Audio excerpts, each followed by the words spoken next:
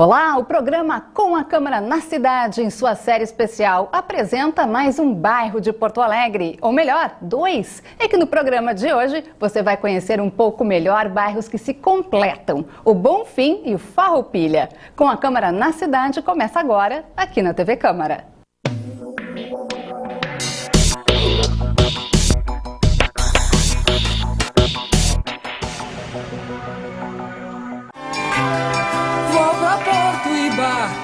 Trilegal. Ponto do reencontro, do chimarrão, da democracia. Um local para passear, curtir os amigos, a família e a natureza, apreciar a arte e relembrar o passado. É aqui, no Brick da Redenção, que os porto-alegrenses se encontram nas manhãs e tardes de domingo. Um dos pontos turísticos mais conhecidos da capital está localizado no bairro Farroupilha, junto ao Bonfim. Meu pra ti, baixo astral, vou pra Porto Alegre, tchau.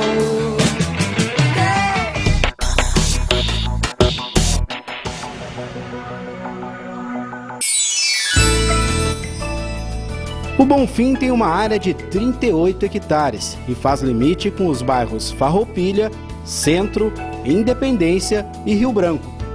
Em 20 anos, a população reduziu 23,8%. Pelo último censo, são 11.351 moradores em 4.961 domicílios no Bonfim. O Farroupilha tem uma área de 57 hectares e faz limite com os bairros Bonfim, Rio Branco, Santana, Cidade Baixa e Centro. Em 20 anos, a população reduziu 26,7%. Pelo último censo, são 1.101 moradores em 450 domicílios no Farroupilha.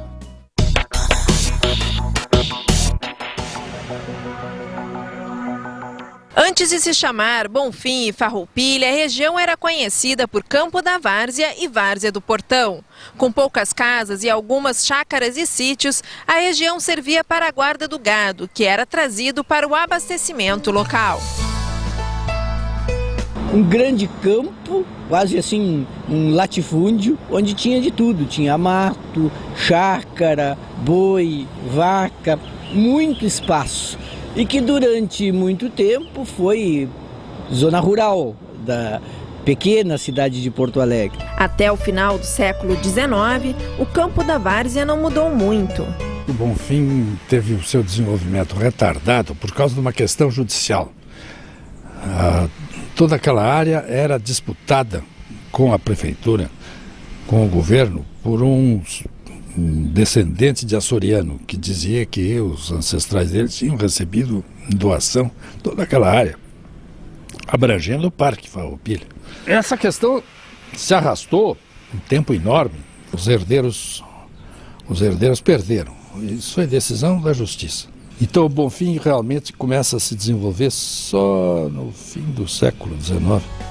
Em 1872, a região passa a se chamar Campo do Bonfim. O nome surgiu por causa da construção da Capela Senhor do Bonfim, que permanece no mesmo local até hoje. A pequena igreja é uma das 3 que restam da época imperial em Porto Alegre e o terceiro templo católico mais antigo da cidade. A região também abrigou muitos libertos, que após a abolição da escravatura não tinham para onde ir. Por isso passou a se chamar popularmente de Campo da Redenção. Em 1884, foram libertados os escravos em Porto Alegre. A maior parte do pessoal emancipou seus escravos, ainda antes da abolição da escravatura. Sempre se diz que parte desses escravos que ficou um tanto desamparada se refugiou durante muito tempo no que é hoje chamado o Parque da Redenção. Na segunda década do século XX, começava o ajardinamento do Campo da Redenção. Alguns anos depois, já quando Alberto Bins era prefeito, o terreno foi drenado, nivelado e arborizado. O projeto foi inspirado no trabalho do urbanista francês Alfredo Agache, para a exposição do centenário da Revolução Farroupilha em 1935. Somente em setembro daquele ano, por decreto municipal, o Campo da Redenção passou a denominar-se Parque Farroupilha. Desde o início, o Bonfim já apresentava uma cultura diversificada e oferecia aos seus moradores pontos de lazer, como o Cinema Baltimore, inaugurado em 1931. Desde os anos 30, o Bonfim já começou a ter uma certa atividade boêmia. Nos anos 50 e 60, essa atividade já foi muito mais intensa. E tem um fator que sempre contou para isso, que foi o fato do Bonfim ser o bairro onde estava situada a Universidade Federal do Rio Grande do Sul. Então esse fator sempre contou muito, até que veio o esvaziamento com a saída da universidade, ou pelo menos parte da universidade sendo retirada dali, e aí o Bonfim se deslocou um pouco e veio a ser o Bonfim que eu conheci melhor como jovem estudante, que é o Bonfim do meio, como a gente chamava, o Bonfim entre a Rua João Teles e a Felipe Camarão. Nas décadas de 70 e 80, houve o auge da música que referenciava o Bonfim, pelas composições de Cleiton e Cledir e Ney Lisboa. Os velhos nos cafés e o bar João em plena Klagenstrasse, a saga violenta desse parque, o cinza da cidade, partido verde ao meio e os cheiros peculiares ao recheio de um bolo de concreto repleto de chucrute rock and roll. E depois da meia-noite, a fala ensandecida do ocidente, digitando em frente ao Metropol. Berlim, Berlim, Berlim, Bonfim. Berlim, Bonfim, Berlim, Bonfim. Durante muito tempo, Bonfa, como até hoje é chamado, foi o ponto de encontro de intelectuais, jovens universitários, artistas e diferentes tribos. Amigo Punk, como é que é, galera? A essa altura da manhã,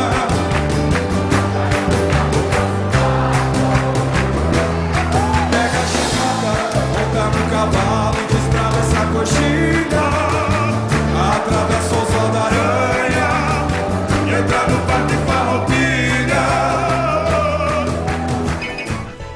Muitos bares, como o João, o Luar Luar, o Scaler e o Lola, já não existem mais. O Bonfim mudou primeiro por uma razão simples. A comunidade moradora do Bonfim começou a se incomodar porque era muito barulho, era muita gente. Numa sexta-feira à noite, por exemplo, na esquina da João Teles ali com a Oswaldo Aranha, às vezes havia 5.000 pessoas no meio da rua.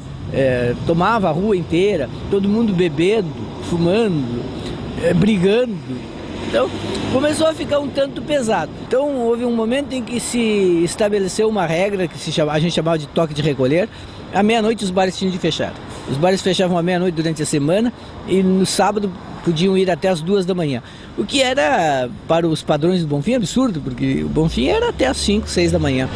Um dos poucos lugares que resistiu aos anos é a Lancheria do Parque, frequentada até hoje por músicos, cineastas e pessoas ligadas à produção cultural de Porto Alegre, como Zé Vitor Castiel e Otto Guerra. Frequenta, o Juremir frequenta quase diariamente, o Coisa também, o Zé, tem um monte de gente aí que trabalha na imprensa ou em outros órgãos, médicos, professores, universitários, que frequentam aí, entendeu? E sempre nos deram força, sabe? Se um dia fizeram uma crítica foi para nos ajudar, entendeu? Então a gente fica só gratos a eles e a todos, né? Todos os clientes, né? Tem muitas pessoas que desde que nós abrimos continuam frequentando aí. De manhã tem o café, de tarde, de meio-dia tem o almoço. E a gente, eu não sou de ficar conversando muito, pedir das pessoas, mas a gente vê pessoas assim que estavam aqui há 25, 26 anos atrás, agora aparece com os filhos grandes, outro com os netos. E eu me sinto bem e fico contente.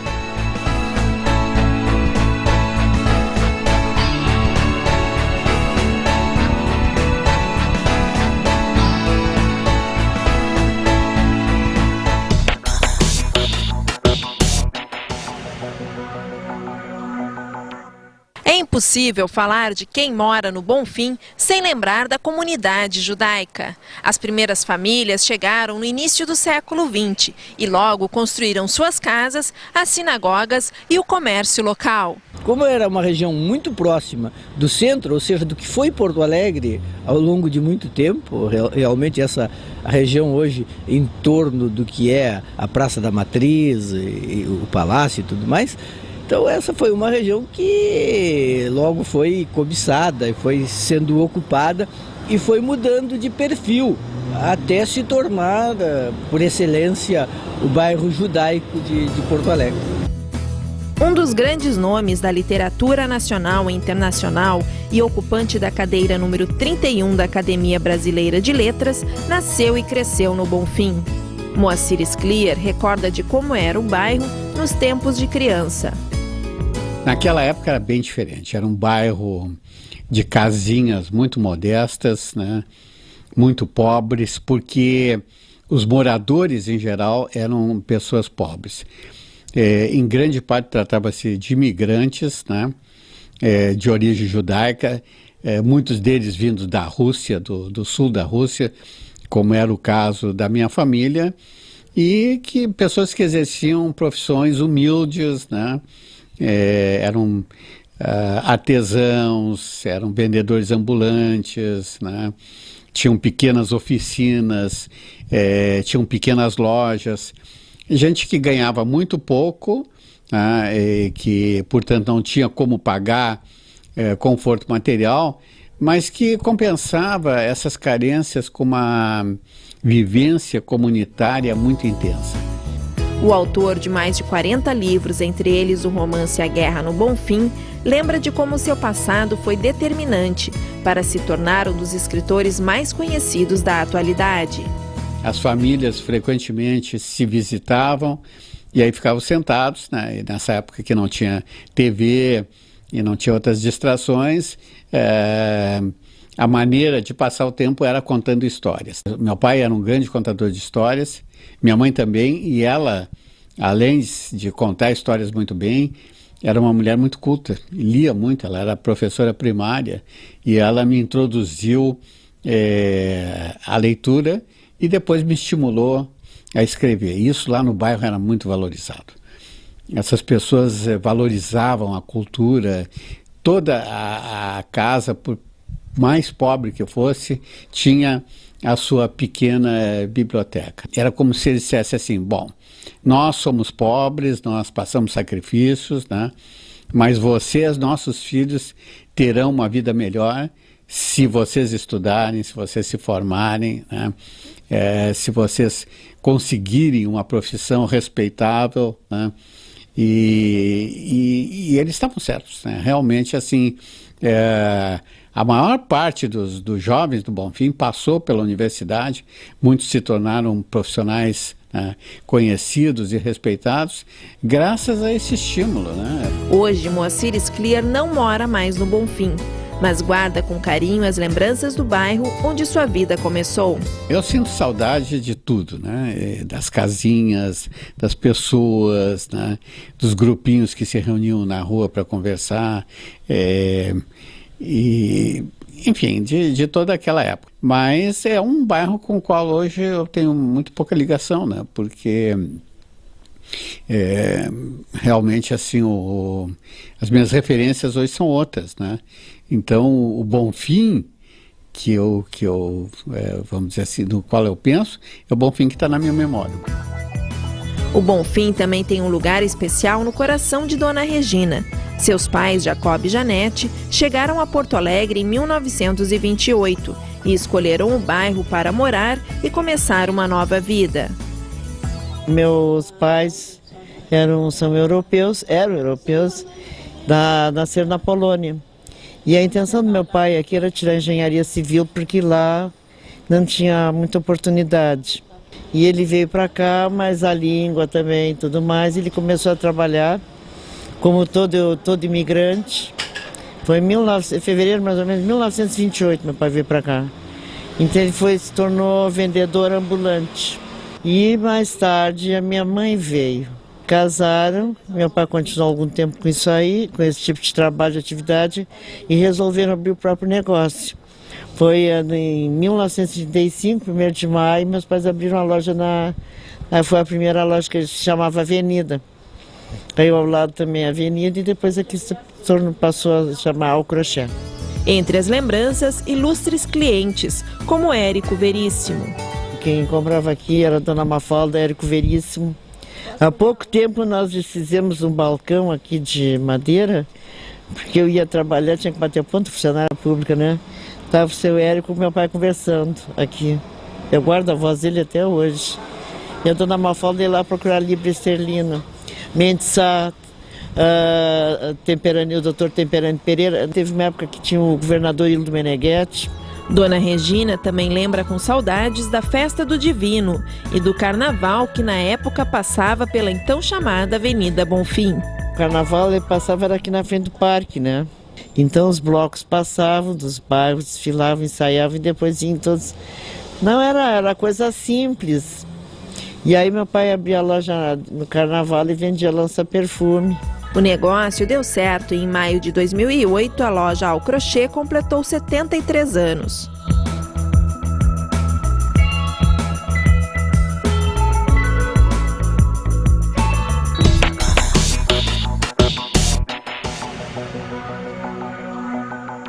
A região do Bonfim e Farroupilha é encantadora, pois aqui há um misto de cidade grande com o interior. Durante a semana, a agitação fica por conta da Oswaldo Aranha, com o trânsito movimentado. Já nos sábados e nos domingos, a região fica mais tranquila. As pessoas caminham pelas ruas, reencontram os amigos e visitam as feiras.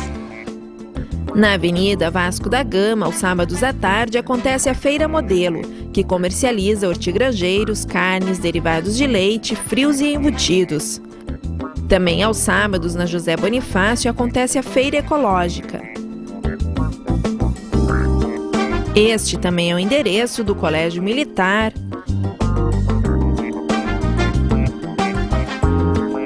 da Igreja Santa Terezinha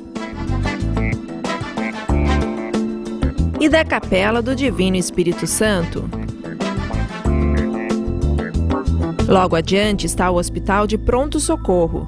Inaugurado em 1944, o HPS até hoje é um dos principais serviços de atendimento a politraumatizados da capital. Com 9.500 metros quadrados, o HPS integra a rede de serviços do Sistema Único de Saúde. Os bairros Bonfim e Farroupilha abrigam ainda o Instituto de Educação Marechal Flores da Cunha.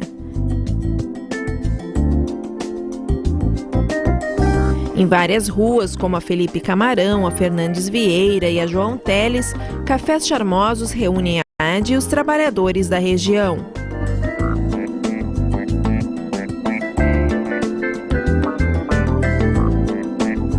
E o Bonfim também tem um personagem conhecido nacionalmente, o Magro do Bonfa, criado e interpretado por André Damasceno, um engenheiro civil que foi até professor de matemática.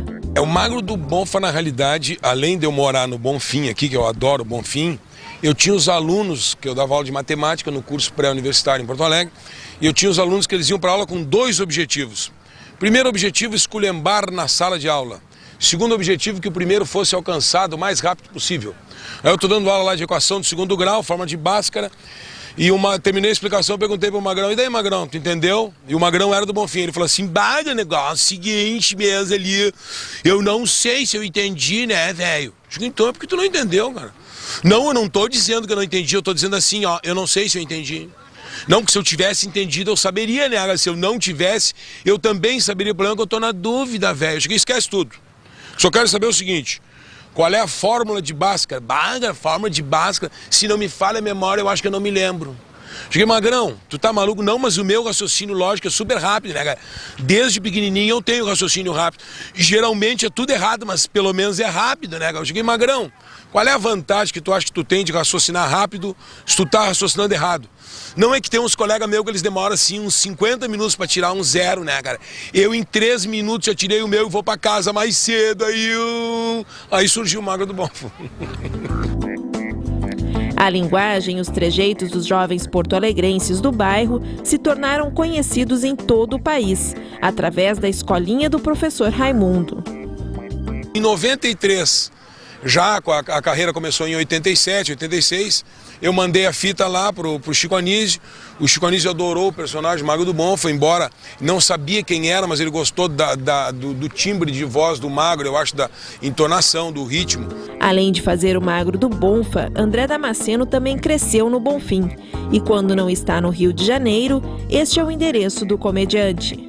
Hoje em dia eu moro no Rio e moro também em Porto Alegre, aqui na Castro Alves, que quando eu venho para Porto Alegre eu fico na casa do pai. Então eu estou sempre aqui. Dos 365 dias por ano, eu acho que 200 eu passo em Porto Alegre e os outros 165 lá no Rio.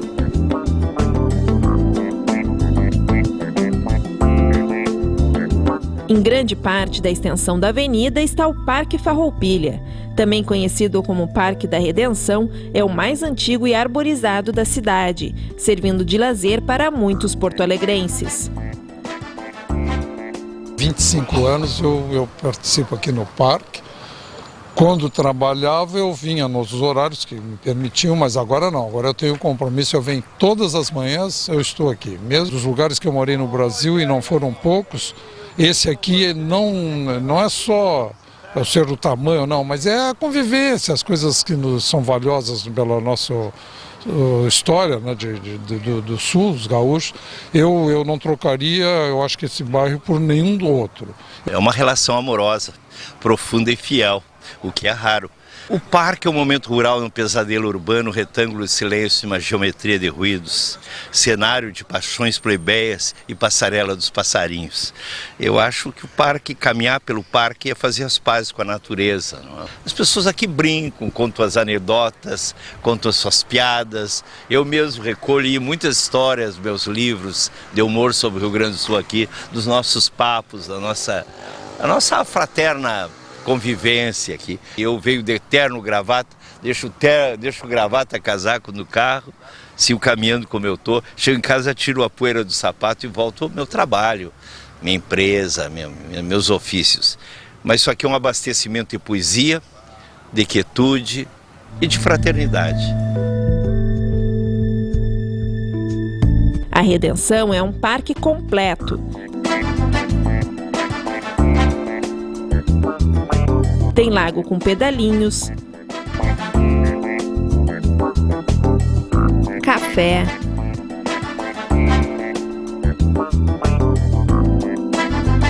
mini zoo, parque de diversões, quadra de esportes, áreas de caminhadas, mercado e até um auditório, o Araújo Viana. E é na José Bonifácio onde acontece aos domingos o tradicional Brick da Redenção, com feira de artesanato, antiguidades e produtos naturais. As pessoas aqui só podem vender os produtos confeccionados por elas próprias, né? Você pode encontrar desde a arte em prata, bijuterias, anéis, colares, pulseiras. Você pode encontrar objetos de decoração, né, para casa, utilitários, tecidos, couro, bastante vestimentos. E nesse setor, nos artes plásticas, você vai encontrar uma gama muito grande de esculturas, pinturas a óleo e assim por diante. E nos antiquários, o que se tem de melhor na cidade, ainda relembrando os velhos tempos, aquelas antiguidades legítimas mesmo.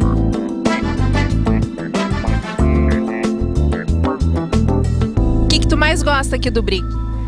Tudo. De ficar no parque lá sentado, né? Curtindo um pouquinho.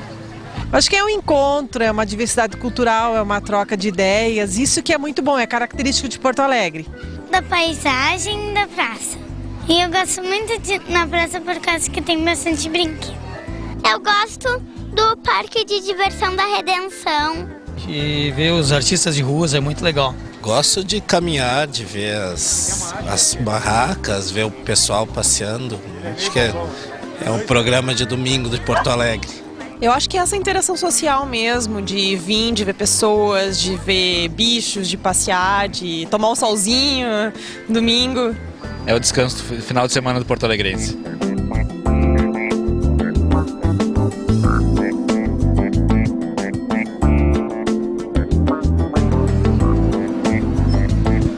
E aí, ficou com vontade de dar uma passeadinha por aqui? Chega mais, o Bonfim e o Farroupilha estão esperando por você. Deu pra ti, baixo astral, vou pra Porto Alegre, tchau. Deu pra ti, baixo astral, vou pra Porto Alegre, tchau. Quando eu ando assim, meio down, vou pra Porto Iba, Trilegal. Coisa de magia, sei lá, paralelo 30.